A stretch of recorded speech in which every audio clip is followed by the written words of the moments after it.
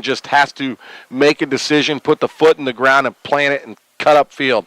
And you sit there and watch the starters do this all the time, and this crisp cut, and it's good for these backups to understand it doesn't come as easy as it looks sometimes on the field. You have to have that instinct, and just it comes to you. And Courtney Holder has it, Griffin has it, Barry has it, and these other guys are learning. And I tell you, we go to that breakfast every week, and I think Dalton Collier is probably one of the nicest guys on the team. Shoot. Like a really good, solid kid, polite. Great kid. Super nice kid. This time he goes under center, and it looks like Falcons in victory formation. Gets the snap, takes a knee, tosses the ball to the official, and, folks, that's going to be the final play of the game. I'll go over the scoring real quick with you, and we'll go over some statistics. If Parker's done a great job tonight, as usual, giving us the stats so we can give them to you. It all got started, first play of the game, 76-yard run by 76-yard scoring strike, Hahn to Brewer. Later on, a couple minutes later, 58-yard run by Courtney Holder. With 2:57 left to go in the first, there's a 2-yard run by Courtney Holder. And the final play of the first quarter, 35-yard passing play, Dagan Hahn to Garrett Shackelford, Shaq's third touchdown. Pretty play. Of the season. To get the second quarter started, it was an 83-yard run by Dagan Hahn. At this point, the Falcons lead 35-0. Just 28 seconds later, an 11-yard run by Keegan Brewer. And to cap off the scoring in the first half, it was a 2-yard run by Josh Rowe. Josh Rowe's first touchdown of the year. In the second half, it was the Eagles got on the board. It was a 73-yard pass play. Luna to Devontae Harris. That brought the score 49-7. And the Falcons cap it off. It was an 8-yard touchdown run by Brian Griffin to eventually take it to 56-7 in the final score of this game. So right now Parker's toggling over to the other statistics. Passing, Dagan Hahn 7 for 8, 177, 2 touchdowns. Sasser 1 for 2 for 11 yards. Dalton Collier 1 for 1 for 4 yards.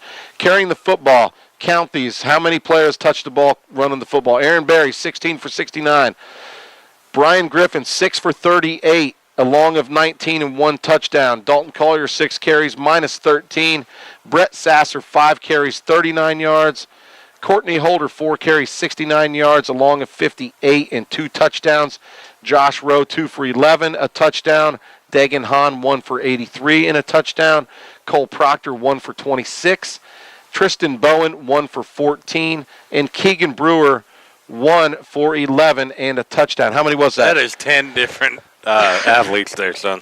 A lot of kids getting in the rushing department. Receiving, Garrett Shackelford, 3 catches, 57 yards, and a touchdown. Brett Sasser, 3 catches, 41 yards. Keegan Brewer, 1 catch, 76 yards, and a touchdown.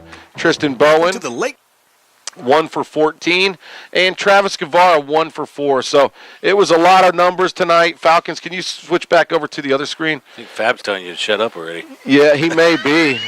Long-winded. Anyway. I got to tell you, hold on real quick.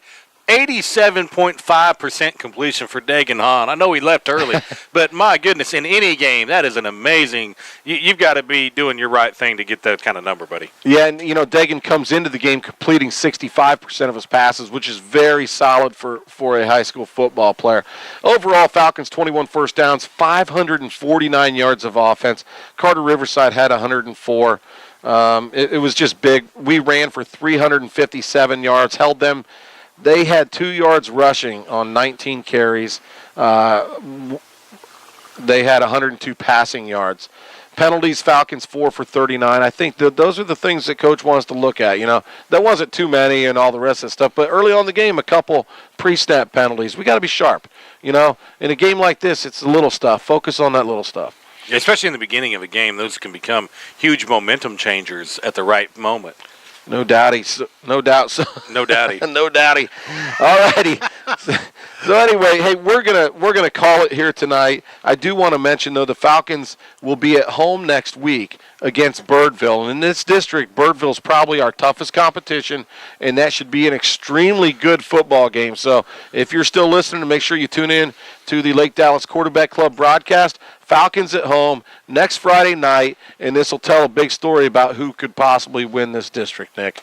So, anyway, for Brother Van, who had to sit this one out due to our continued, we're just, we test it, it sounds good, and then all of a sudden we have a lot of crackle. Yeah, if anybody